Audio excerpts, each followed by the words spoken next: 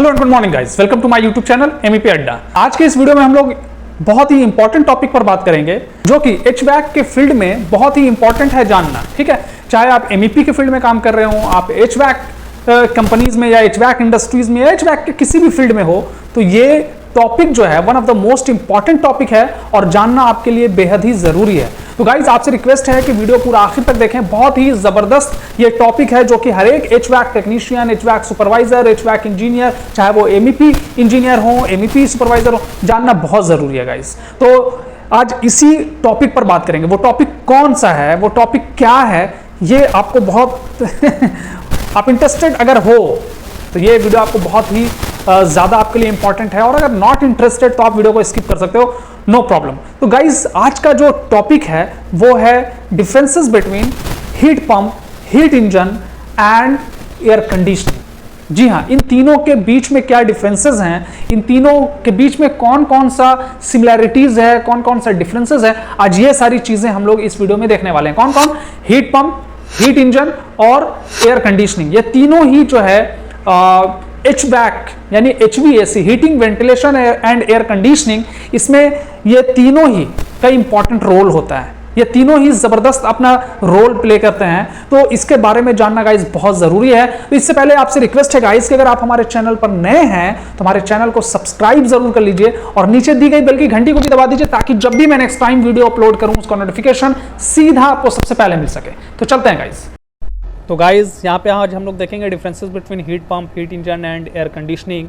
इन तीनों के बीच में क्या बेसिक डिफरेंसेस हैं। मैं हूँ आपका दोस्त एसालम और आप देख रहे हैं हमारा यूट्यूब चैनल एमईपी अड्डा। आप सभी दोस्तों का हमारे यूट्यूब चैनल पर स्वागत है। और आज के इस वीडियो में बहुत ही इंपॉर्टेंट ये तीनों जो डिवाइस हैं बहुत ही इंपॉर्टेंट है एचवैक की फील्ड में, एमईपी के फील्ड में, और ये जानना आपके लिए बहुत ही इंपॉर्टेंट है। वीडियो आखिर तक देखें, बहुत ही इंपॉर्टेंट वीडियो। और इसमें हम लोग हीट पंप, हीट इंजन और एयर कंडीशनर के बारे में आज हम लोग बात करेंगे कि हीट पंप, हीट इंजन और एयर कंडीशनर ये तीनों एक दूसरे से कैसे अलग हैं और कैसे इनका जो काम करने का जो प्रोसेस है वो भी अलग है। तो सबसे पहले आज हम लोग देखेंगे हीट पंप के बारे में कि इसमें T2 और T1 ये तीनों में आपको दिख रहा होगा, T2, T2, T2, T1, T1, T1।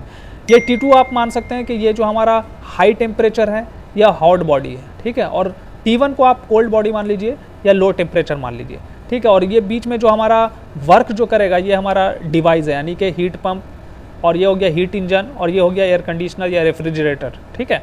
तो सबसे पहले आज हम लोग बात करेंगे हीट पंप की। और एक बहुत इंपॉर्टेंट बात जो कि आपको नोट करना चाहिए, और ये पूरे ही चीज़ को जो मैं यहाँ पे लिखा हूँ पेपर पे और आपको लिख करके ये समझाने की कोशिश कर रहा हूँ, थियोरेटिकली भी और प्रैक्टिकली भी, और ये इंटरव्यू बेस पे भी बहुत इंपॉर्टेंट है। तो आप इसे पूरा वीडियो को आखिर तक देखें। एक बात इसमें ये इंपॉर्टेंट मैं आपको बताना चाह रहा हूँ कि हीट पंप और एयर कंडीशनर ये दोनों ही जो है बिल्कुल सेम प्रोसेस पे काम करता है और इसका सेम सारा फंक्शन होता है, लेकिन बस इसका एक जो वर्किंग जो फंक्शन है वो बस एक दूसरे का अपोजिट है, लेकिन काम करने का जो प्रोसेस है वो बिल्कुल सेम है, आप देख सक रहे हैं। सबसे पहले आज हम लोग बात करेंगे हीट पंप की, और हीट पंप के बारे में पूरा हम लोग सारा चीज़ हम लोग देख लेंगे, हीट इंजन के बारे में सारी चीज़ें देख लेंगे, एयर कंडीशनर के बारे में सारी चीज़ें देख लेंगे। उसके बाद जो है तीनों को आपस में डिफ्रेंशिएट करेंगे, क्या डिफरेंसेस हैं। तो सबसे पहला जो डिफरेंस आप देख सकते हैं गाइस कि इसमें जो हमारा मान के चलते हैं कि जहाँ पर हमको टेम्परेचर, हाई टेम्परेचर चाहिए वो हमारा घर है, ठीक है। ये इसका हीट पंप का हम लोग इस्तेमाल सर्दियों में करते हैं, ताकि जो हमारा सराउंडिंग का जो टेम्परेचर होता है वो बहुत ही लो टेम्परेचर होता है, कम होता है, और हमें ठंडक लगती है, जिसकी वजह से हम एक मेंटेन टेम्परेचर, एक जो है कंफर्ट टेम्परेचर चाहते हैं, यानी कि गर्म चाहते हैं घर में।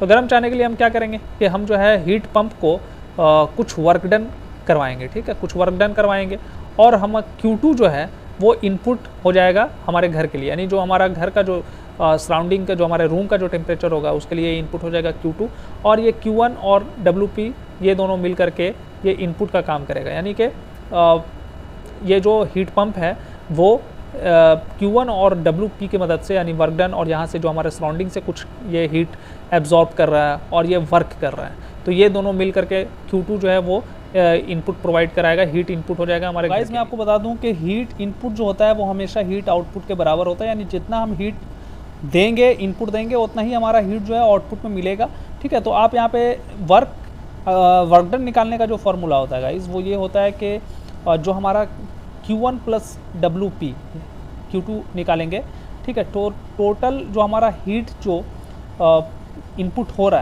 है ना, टोटल हीट जो हमारा ये Q2 है, और Q2 इज इक्वल टू क्या हो जाएगा, ये दोनों हीट को यानी Q1 प्लस WP भी वो एक तरह का हीट ही है, चूँकि हीट का इस्तेमाल करके ही ये वर्क कर रहा है। तो Q1 plus WP is equal to हो जाएगा यानी टोटल हीट है ना Q2। अब यहाँ से हम WP निकाल लेंगे, WP is equal to Q2 minus Q1। तो ये हमारा वर्क डन निकल गया, work done by heat pump is equal to Q2 minus Q1। अब इसका COP निकालेंगे, कोफिशिएंट ऑफ परफॉर्मेंस जिसको हम बोलते हैं, ठीक है। COP ऑफ हीट पंप हम निकालेंगे तो COP of heat pump is equal to formula होता है heat input upon work input.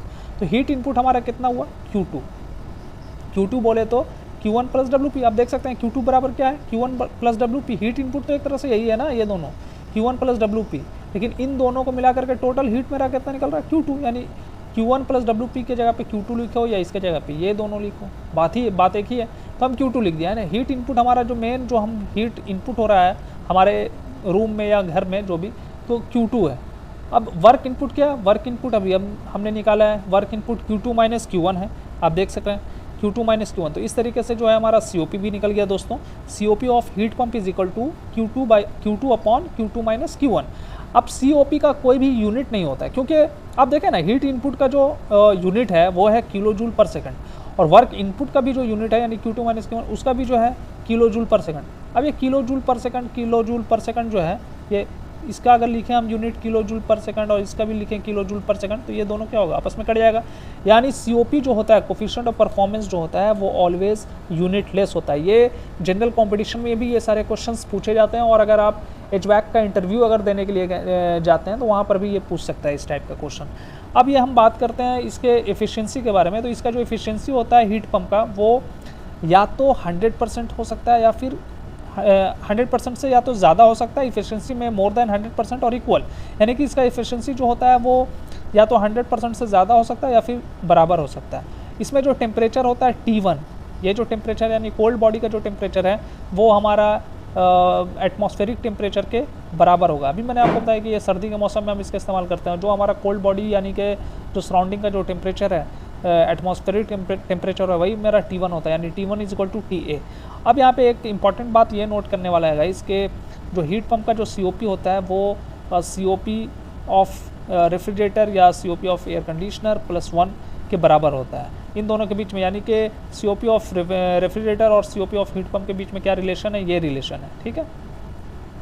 तो गाइस ये सारी चीज़ें आप नोट कर सकते हो, बहुत इंपॉर्टेंट है। इन द फ्यूचर आप इसे रिमाइंड कर सको ईजिली। आप इसे अगर भूल भी जाओ तो आपके नोटबुक में या डायरी में ये लिखा रहेगा, तो आप कभी भी इसको देख करके आप जो है प्रिपरेशन कर सकते हो, आप समझ सकते हो, कोई प्रॉब्लम नहीं आएगी। और कोई भी डाउट्स होता है MEP HVAC से रिलेटेड या फिर अपने करियर से रिलेटेड, तो कमेंट सेक्शन में ज़रूर बताइए और अपना इंपॉर्टेंट फीडबैक हमें ज़रूर दिया कीजिए गाइस कमेंट के माध्यम से, ताकि जो है हमें वीडियो बनाने में आपके कमेंट के अकॉर्डिंग, आपके फीडबैक के अकॉर्डिंग जो है हमें वीडियो बनाने में बहुत मदद मिलती है। तो चलते हैं गाइस अब हीट इंजन के बारे में देखते हैं कि हीट इंजन जो है वो कैसे काम करता है। हीट इंजन जो है थोड़ा सा हीट पंप और एयर कंडीशनर से थोड़ा डिफरेंटली काम करता है। अब ये देख लें आप, ये इंजन है और ये इंजन जो है नाम से ही आपको समझ में आ रहा होगा कि हीट इंजन, यानी हीट का इस्तेमाल करके ये इंजन जो है काम करता है। अब हीट को जो है ये इंजन को हमने हीट दिया Q2, ठीक है।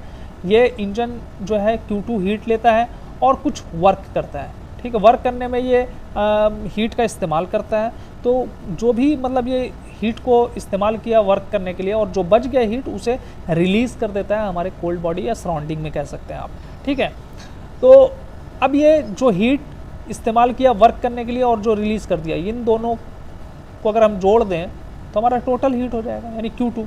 अगर हम Q2 निकालें, Q2 अगर हम बोले कि भैया Q2 बराबर क्या होगा, तो Q2 बराबर ये दोनों को, यही दोनों है ना, यानी इन दोनों को अगर हम जोड़ दें तो हमारा Q2 निकल जाएगा, यानी Q2 is equal to WE बोले तो work done by engine, heat engine, WE plus Q1, ठीक है। अब यहाँ से हम वर्क डन निकाल लेंगे, work done is equal to Q2 और Q1 को इधर भेज देंगे minus Q1, WE is equal to Q2 minus Q1, ये हमारा वर्क डन निकल गया, ठीक है। अब अगर इसके COP की बात करें गाइस, तो COP of heat pump is equal to work done by heat supply होता है। वर्क डन हमारा क्या है, अभी मैं निकाल चुका हूँ, Q2 माइनस Q1, और हीट सप्लाई कितना दे रहे थे हम इंजन को, हीट सप्लाई हम इंजन को कितना दे रहे हैं, Q2 दे रहे हैं। तो ये हमारा COP भी निकल गया। और मैंने पहले ही आपको बताया कि इसका कोई भी यूनिट नहीं होता है, coefficient of performance will be always unit less, okay. अब इसकी अगर इफिशियंसी की बात करें तो इफिशियंसी गाइज इसका जो है वो या तो 100% से कम होगा या 100% के बराबर होगा, ज़्यादा नहीं हो सकता है इसका, ठीक है। अच्छा, इसमें जो T1 होता है, ये जो हमारा T1 है, ये हमारा एटमॉस्फेरिक टेम्परेचर से हमेशा ज़्यादा होगा। क्या होगा? ज़्यादा होगा। हीट इंजन का जो T1 है वो एटमॉस्फेरिक टेम्परेचर से ज़्यादा होता है। क्यों ज़्यादा होता है? क्योंकि यहाँ पे हीट जो बचा हुआ है, इंजन को जो टोटल हीट प्रोवाइड किया जा रहा है, तो जितना हीट जो इस्तेमाल कर रहा है वर्क करने के लिए वो तो कर रहा है, लेकिन जो हीट बच जा रहा है उसको जो है सराउंडिंग में ही, एटमॉस्फेयर में ही ये रिलीज़ कर दे रहा है। तो इसलिए जो एटमॉस्फेयर का टेम्परेचर जो है जितना होता है उससे ये T1 जो है वो ज़्यादा होता है। अब अगर हम बात करें एयर कंडीशनर की, तो इसमें जो AC है यानी एयर कंडीशनर, ठीक है, वो क्या करता है कि जो हमारा कोल्ड बॉडी है वहाँ से हीट को एक्सट्रैक्ट करता है, ठीक है, हीट को अपनी तरफ खींचता है, और ये खींचने के लिए जो है कुछ काम भी करेगा, इसे वर्क करना पड़ेगा। और वर्क कौन करता है? वर्क जो करता है वो हमारा कंप्रेसर करता है, ठीक है गाइस, कंप्रेसर करता है। अब ये हॉट बॉडी कहने का मतलब हो गया कंडेंसर, है ना। कंडेंसर आपने देखा होगा, इस तरह का कंडेंसर होता है और इसके ऊपर जो है ये फिन्स लगे होते हैं, ठीक है। ये इस तरह का आपने अगर घर में आपके रेफ्रिजरेटर होगा तो आप उसमें भी देख सकते हैं, पहले के जो मॉडल के जो रेफ्रिजरेटर होते थे उसमें ये खुला कंडेंसर जो है पीछे की साइड में लगा होता था। अब तो सारा कवर आता है, चारों तरफ से वो पैक होता है, तो वो हो सकता है कि हम ना दिखे। तो ये कंडेंसर हो गया हमारा हॉट बॉडी, और एवापोरेटर हो गया हमारा कोल्ड बॉडी। इसी को हम लोग, एवापोरेटर को ही हम लोग कूलिंग कॉइल के नाम से भी जानते हैं, ठीक है। तो अब ये एवापोरेटर यानी कि यहाँ से जो कोल्ड बॉडी है हमारा, यहाँ से ये हीट को एक्सट्रैक्ट करता है, ठीक है, और कंडेंसर में जाके ये छोड़ देता है, यानी, और ये कंडेंसर जो है ये हीट को रिलीज़ करता है। ये जो कंडेंसर है हमारा, ये हीट को बाहर सराउंडिंग में रिलीज़ करता है, ठीक है। अब ये वर्क जो है वो कौन कर रहा है? कंप्रेसर कर रहा है, ठीक है। तो इसमें अगर हम Q2 अगर निकालना चाहें कि भाई टोटल जो हमारा हीट जो निकल रहा है वो कितना निकल रहा है, तो Q2 बराबर जो है हमारा क्या हो जाएगा? Q1 प्लस WR, यानी टोटल हीट जो हमारा निकल रहा है, हीट को अगर हम जोड़ दें तो हमारा Q2 निकल जाएगा। Q2 equal to Q1 plus WR, और इसी तरीके से हम वर्क डन निकाल लेंगे। Q2 बराबर Q1 को इधर COP का अगर हम बात करें, COP ऑफ रेफ्रिजरेटर या एयर कंडीशनिंग आप कह लें, तो इसका फॉर्मूला होता है heat extracted upon work input, heat extracted by work input. अब हीट एक्सट्रैक्टेड क्या है? हीट एक्सट्रैक्ट कितना किया जा रहा है? हीट एक्सट्रैक्ट हमारा Q1 किया जा रहा है, ठीक है। Q1 हमारा हीट एक्सट्रैक्ट किया जा रहा है एवापोरेटर से या कूलिंग कॉइल से या कोल्ड बॉडी से हम कह लें, तो और वर्क इनपुट जो है, वर्क हमारा क्या हो रहा है? वर्क जो किया जा रहा है वो वर्क अभी हम निकाल चुके हैं Q2 माइनस Q1, है ना, Q2 माइनस Q1। तो ये हमारा COP ऑफ रेफ्रिजरेटर या एयर कंडीशनिंग का COP निकल गया, Q1 upon Q2 minus Q1। अब इसकी एफिशिएंसी की बात करें तो एफिशिएंसी इसका जो है वो 100% से हमेशा ज़्यादा होता है, और T1 जो होता है वो लेस दैन TA होता है, यानी T1 जो टेम्परेचर T1 है, टेम्परेचर जो T1 है वो हमेशा एटमॉस्फेरिक टेम्परेचर से बहुत ही कम होगा। गाइस, जब यहाँ पे T1 जो होता है वो कम होता है एटमॉस्फेरिक टेम्परेचर से, तभी तो हमारा यहाँ से जो है हीट रिलीज़ होता है ना। चूँकि यहाँ पे जो एवापोरेटर है वो बहुत ही ज़्यादा चिल्ड होता है, चाहे आप एयर कंडीशनिंग की बात करें चाहे आप रेफ्रिजरेटर की बात करें। तो गाइस, ये तो मैंने तीनों का जो वर्किंग प्रोसेस है वो सारी चीज़ें हमने समझ लिया। अब यहाँ पे थोड़ा सा डिफरेंशिएट हम कर देते हैं तीनों को। आप देख सकते हैं इसका जो वर्किंग डायग्राम है, ठीक है, इन तीनों का वर्किंग डायग्राम मैंने आपको बनाया है। तीनों को आप देख लें, तीनों में क्या क्या डिफरेंसेस हैं, ठीक है। दूसरा डिफरेंस ये है गाइस कि इसमें जो work done is equal to होता है Q2 minus Q1, work done by heat engine, इसका भी होता है फॉर्मूला Q2 माइनस Q1, और इसका जो होता है वो Q2 माइनस Q1 होता है, ठीक है, तीनों का। अब अगर COP की बात करें तो COP जो होता है वो हीट पंप का Q2 upon Q2 minus Q1। अगर हीट इंजन की बात करें तो Q2 minus Q1 upon Q2, है ना, बिल्कुल जस्ट अपोजिट हो जाता है, यानी हीट पंप और हीट इंजन का जो COP है वो बिल्कुल उल्टा है ना। इसका है Q2 upon Q2 minus Q1, और ये जो Q2 है यहाँ चला गया नीचे, और ये Q2 माइनस Q1 चला गया ऊपर, ठीक है। और अगर हम बात करें COP एयर कंडीशनिंग की, तो इसका हो जाएगा Q1 upon Q2 minus Q1, ठीक है।